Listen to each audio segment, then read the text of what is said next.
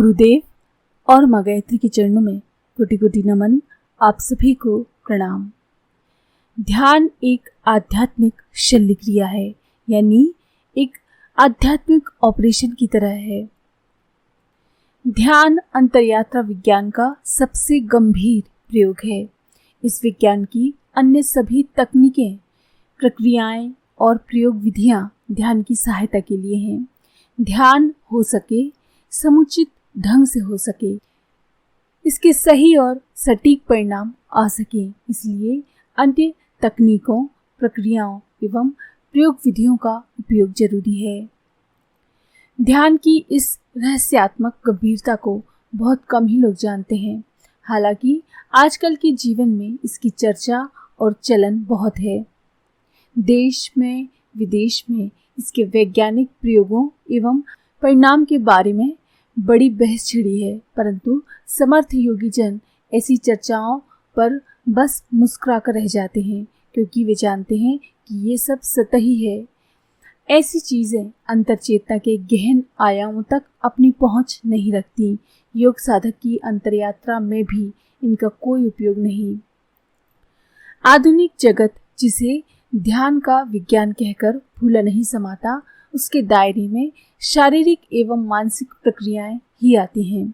विज्ञान एवं वैज्ञानिकता की बातें करने वाले ये लोग ध्यान को महज एकाग्रता एवं तनाव को दूर करने वाली तकनीक भर मानते हैं। इनके अनुसार ध्यान का परिणाम है जीवन शक्ति की अभिवृद्धि, शरीर के जैव रासायनिक घटकों में परिवर्तन, हृदय आदि अवयवों का सुदृढ़ होना, बस इतना ही। जो ध्यान की प्रक्रिया का अध्ययन मन की परतों पर करते हैं, उनका कहना है कि ध्यान मानसिक हलचलों में भारी फेरबदल करता है। इसके परिणाम रचनात्मक क्षमता एवं प्रतिभा विकास के रूप में उभरते हैं। इससे अधिक कुछ और भी है, ये बात वैज्ञानिक जगत सोच भी नहीं पाता। इस चिंतन चेतना के विशेषज्ञ तो योगियों एवं सिद्धों का समुदाय है। इनका कहना है कि ध्यान यथार्थ में तो अंतर्यात्रा विज्ञान का प्रयोग है। ध्यान की घटना समूचे अस्तित्व में कहीं भी घटे, परंतु इसके प्रभाव एवं परिणाम संपूर्ण जीवन में व्याप्त हुए बिना नहीं रहते। इसके दायरे में शरीर और मन तो है ही, परंतु साथ में चित्त की गहरी परतें भी हैं। हमारा संपूर्ण अतीत और हमारे संपूर्ण भविष्य का समूचा ताना बाना अपने आप ही इस अनूठी प्रक्रिया के माध्यम से अपना रूप और आकार बदलता है।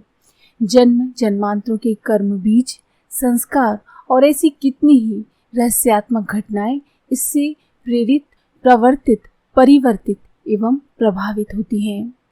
यानी यदि आप ध्यान करते हैं तो आपका अतीत, आपका वर्तमान और आपका भविष्य, ये तीनों ही सुधर सकते हैं। महर्षि पतंजलि अपने सूत्र में कहते हैं कि 5 क्लेशों की स्थूल वृत्तियां यानी बाह्य अभिव्यक्तियां ध्यान के द्वारा मिटाई जा सकती हैं। 5 क्लेशों की स्थूल वृत्तियां यानी बाह्य अभिव्यक्तियां, यानी कि हम जो राग, द्वेष, लोभ, अहम, इन सभी को अभिव्यक्ति जैसा करते हैं, वो सब ध्यान के द्वारा मिटाई जा सकती हैं। महर्षि पतंजलि का ये सूत्र स्थूल एवं सूक्ष्म साधना के बीच की तहरी है। जो योगी हैं वे जानते हैं कि आध्यात्मिक साधना के महत्वपूर्ण 2 आयाम हैं। पहला है स्थूलायाम, जिसमें क्रियाएं, कर्म कांड एवं स्थूल प्रयोग आते हैं। दूसरा आयाम है सूक्ष्म, इसमें साधना का कोई चिन्ह बाहर प्रकट नहीं होता, लेकिन साधना सतत और अविराम चलती रहती है। इसके परिणाम स्वरूप कर्म बीजों एवं संस्कारों का निस्तारण होता रहता है।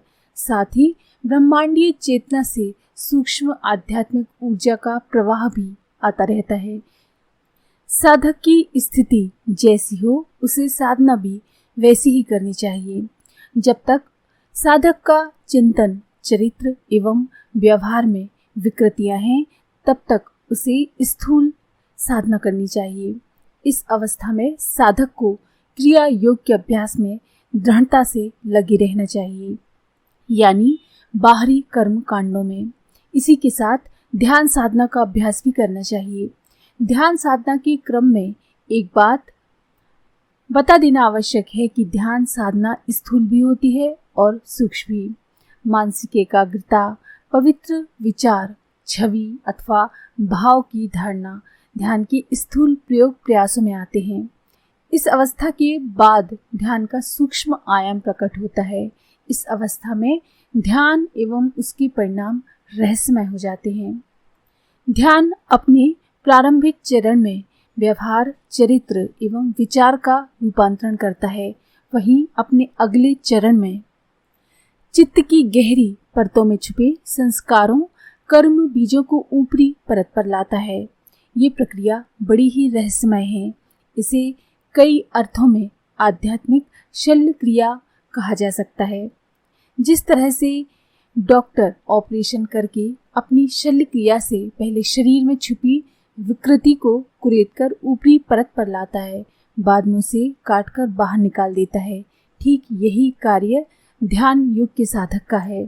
व्यवहार, विचार एवं चरित्र के रूपांतरण का सामाजिक अर्थ एवं मनोवैज्ञानिक अर्थ तो बहुत है, पर इसका आध्यात्मिक अर्थ न्यून है। इसकी आध्यात्मिक महत्ता केवल इतनी ही है कि व्यवहार, चरित्र एवं विचारों की विकृतियां साधक को अस्तित्व की गहराई में प्रवेश नहीं करने देती। इनके रूपांतरण से अस्तित्व में प्रवेश सुगम हो जाता है। परंतु असली कार्य तो गहराई में प्रवेश के बाद ही शुरू होता है। यह अवस्था आध्यात्मिक शल्य क्रिया की है। ध्यान की आध्यात्मिक ऊर्जा के प्रभाव से गहरे दबे छुपे हुए संस्कार ऊपरी परत पर आते हैं। पंच क्लेशों की अवस्था भी परिवर्तित होती है।